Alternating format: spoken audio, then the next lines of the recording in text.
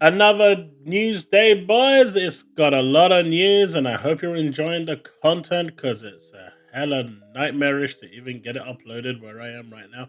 But I'm hoping you are enjoying the content and the flow of it. I am trying to get at least one video out a day. It is not as easy as it used to be, but we're getting there. And hopefully by the weekend, my internet woes will finally come to an end. But as you can see, unlike Mr. DCG, who has released another video, so we'll be reacting to that later on in the week, Game Pass has officially come out and says more intel unredacted, play Call of Duty Black Ops 6 Day 1 with Xbox Game Pass. Game Pass, Call of Duty Black Ops 6. Now, why this is a bad thing, I don't know. Apparently, it's the end of times because this is happening. It's got 2 million views, as you can see. I mean, it's Call of Duty. It is going to get out there. The marketing for this game has already started. It's, you know, the advertising is all over the place at the moment. It's crazy how the marketing for this has already started, and the game is like so far away. Yet it's kind of started now for the June showcase.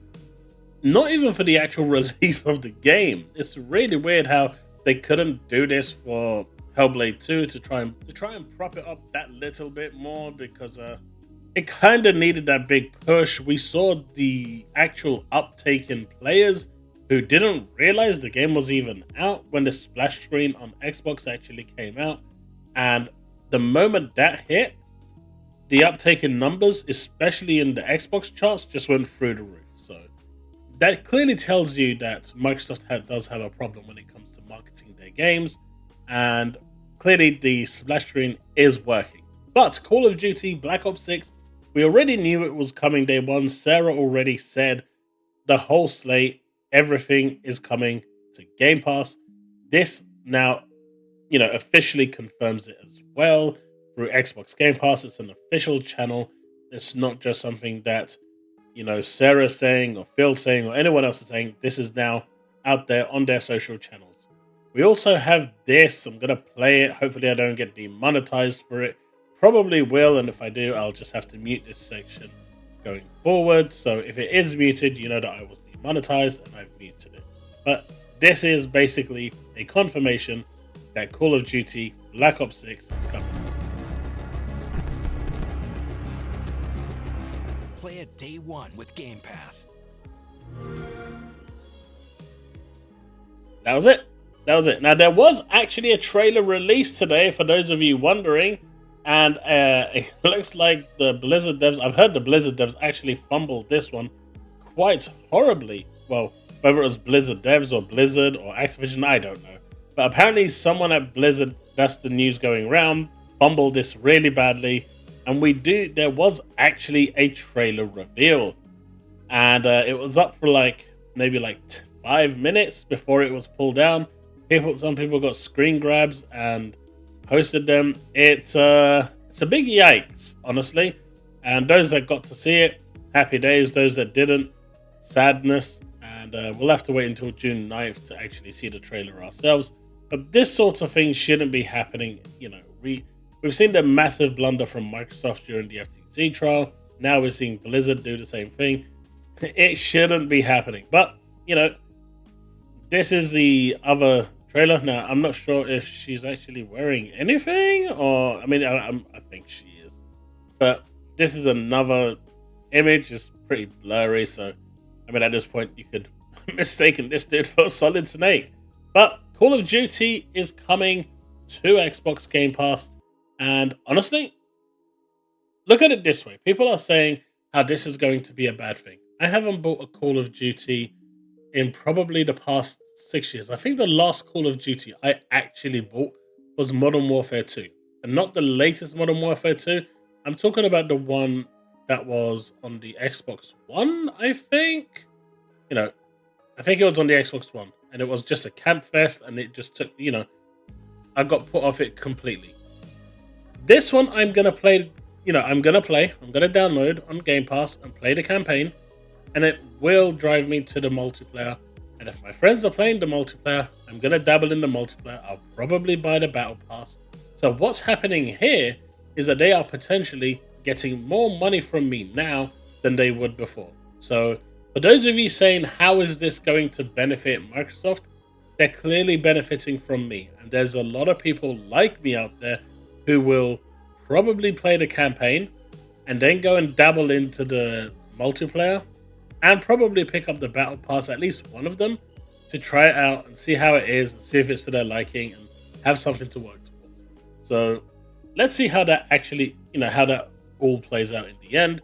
But I think this is going to be a really, really big move for Microsoft, and I think it's going to be really successful. But it doesn't end there, because Brisket has this. Something showcased this way comes. And we've been talking about Microsoft and Sega for such a long time. We do know that Microsoft and Sega have a really good relationship, a really good one. In fact, Microsoft has offered Sega their cloud services for either a really good price or almost free in exchange for all of their games being on Game Pass either day one or shortly after. And that trend has followed through all the way. And, when we're thinking about it, you've got, Atlas over here, who's part of Sega. Rumor, Shin Megami Tensei 5 Vengeance could be coming to Game Pass Sega. It's no surprise that these things are happening. Their relationship has been quite well. If this partnership does occur, I think it's a long time coming. We all know that Xbox really wanted to partner with Sega when the Dreamcast died, and they wanted the Xbox to be like a Dreamcast 2, and that kind of didn't work, especially when they made Shenmue exclusive to the US to the Xbox in US. So this has been something that has been kind of playing on and off for a while. So if this actually gets announced at the Xbox showcase, it's going to be absolutely massive. Hopefully allow them to springboard in the Far East and actually start to build a little bit more of a presence there with a bigger studio like Sega, as opposed to the smaller ones that are there. But this can only be a good thing. But we have this over here. Now, this is the sort of thing I was talking about. This is what I want to see in terms of getting more third-party exclusives onto Xbox. But if they're buying the studio, I can honestly say that almost all the Sega games are going to be multiplayer. I just don't see them being exclusive to Xbox, and I do not see them, anything being exclusive from Sega. I don't think it needs to be. Just put their games day one on Game Pass and let PC, Switch, and PlayStation pay for them. Happy days. Everyone that way is happy. But we have this news over here, and this is where, it starts to shine. Now, with Grand Theft Auto 3, a lot of people told Microsoft that you fumbled, you passed up on one of the biggest games of the generation at the time. Sony decided to gamble. Well, Microsoft now is gambling. There's a rumor that Xbox has reached an agreement with the Batman Arkham Trilogy creators for a new AAA game. Now, if you don't know, they have actually left their parent studio, the actual, developers and directors that made Batman Arkham Trilogy, and have formed their own studio called 100 Star. The studio is working on its first ever project, a AAA action-adventure single-player game with Xbox Game Studios publishing, which means that this game is going to be an Xbox exclusive, console exclusive. It's going to be on PC. Obviously, I expect it to be on PC. But if it is not on PC and it's like a timed console exclusive before it goes onto PC, but it doesn't go anywhere else outside of Xbox, I think this could be actually pretty damn cool. Now, this being an Xbox Game Studio publishing, I know the first thing people are going to expect is that this is going to go on Game Pass. This is a third-party game. Even though Microsoft is publishing it, it is still, I guess you can say it's a first-party, third-party kind of game. I suspect this won't be on Game Pass. I'm perfectly okay with that. And this is the type of game that I will support if it's good. And if it's, a fun game, I will go out and buy full price with without a concern, because this is the sort of thing I want to see Microsoft doing. I want to see them pushing more contracts, more exclusives, third party to the platform, because that is what is going to help the console differentiate. Also, having the Halos, the Gears, and the Forzas as exclusives and pushing them out at a faster rate will obviously help alongside the Fable. But third party, exclusives is very, very big. Like we've seen how PlayStation is playing, you kind of want these. And this, if it's good, could be a game changer. But time will tell. This project is easily 5 years out, but it's going to be for the next generation console. But I'm excited for this. I'm hoping it's going to be good. Batman Arkham Trilogy is one of my favorite games, and if they can deliver something equally as good or better, that's a win in my eyes. So if there's a certain person that usually comes into my stream and he keeps on saying that it's not coming to Xbox. You know who you are, right? Anime, you know who you are. If you're watching this, this is for you. Bleach Brave Soul is no longer a PS4 exclusive because it's arriving to Xbox and Nintendo Switch. So for those of you that were looking forward to this, it is now coming. So over here we see, eventually it will load. Bleach Brave Souls coming to Xbox One, Switch this summer, and Kamiaru, a Frog Refuge as Xbox Series version launches June 8th. So I expect to see this in the actual showcase as well. So that's 2 games that is landing, which is cool. But as we already saw, Shin Megami Tensei is also landing on Game Pass as well. So that is amazing. Now, what this one over here that we're going to talk about real quick is actually pretty mind-blowing. FSR 3 provides 72% frame rate boost in first Xbox Series X test, pure Xbox, from a 46.68 FPS average to 80.43 FPS. Now, there's this notion that FSR 3, in order to work correctly, needs to be at 60 FPS so it can propel. That's kind of now being debunked, because if it's getting the boost from 46.68 FPS to 80 FPS, this means that it's going to add whole new life to the current generation and allow those games, if they are retroactively patched in with FSR support, to actually push even further. So now that we've got that 60 FPS patch with Starfield, we can actually play the quality mode and actually try and get that to 60 as well through FSR. This is actually pretty amazing. It's a really big development and one that is definitely pushing forward in the right way, and hopefully the consoles will benefit from this. Now, this one here isn't Xbox related, but I think it's a bit weird, right? So Valve has confirmed that Steam accounts are non-transferable and cannot be passed on to anyone after their account holder's death.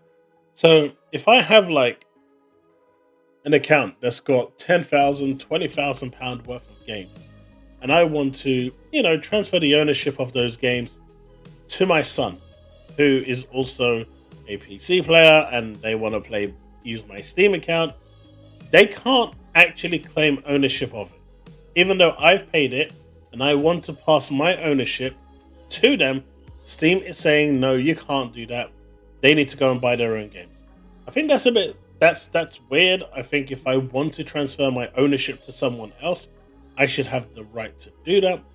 At the end of the day, the moment I pass my ownership, if I want to play those games, I have to rebuy them anyway. But if I'm gonna die, whatever, this probably won't be the thing that I'm worried about. But they'll probably want to, claim ownership of the stuff that I had, and they can't. And I think this is a pretty low ball by Valve, honestly. For all the good that they do, this one is pretty nasty, especially considering the topic on hand as well. But it is what it is. Just make sure you have your loved one's details and just use it that way, because this is pretty bad. Finally, Rakeza says his Zenimax Asia office is closing. Like I said, Xbox should not support a failing foreign market. If things did better overseas, I would see studios and offices stay open. at this time, I suspect more closing and laid off. And as you can see in here, Senior Human Resource Manager, unfortunately, Zenimax Asia office will be closed at the end of June 2024. Now, Asia's, the Far East has been a really difficult market for Microsoft to penetrate, and it's no surprise that they're cutting costs there at this point. I think if they can actually pick up Sega, then that will actually help them in the Far East. But clearly, Zenimax has almost no presence there, so this one actually makes sense. Of course, I haven't seen anyone crying about it. I guess it's not really that known, but I expect a lot of hoo-ha and, drama to come, fake drama to come out from this, from all the usual suspects. But that's it. Call of Duty has been announced officially. Black Ops 6 coming to Game Pass. We've got some cool pics. I mean, that graphically looks pretty damn sweet. That one, not so sweet, but it is what it is. We've got the collaboration between Sega and Xbox. Shin Megami Tensei also, reiterating that collaboration. And potential buyout, potential merger that could be happening. 100-star third-party exclusive contract should be done for the new AAA game made by the Batman Arkham Trilogy dudes. And of course, we have this FSR news, really big. This is probably the biggest thing, in my opinion, in this video, because this could change the landscape of how much more power the Series X actually has to push out. So good stuff, man, good stuff. If you've enjoyed the video, consider leaving a like, hit that subscribe button, and hit that bell to stay up to date with all content I release. Thanks so much for watching. Thank you for the continued support, and I will see you in the next one. As always, remain legend.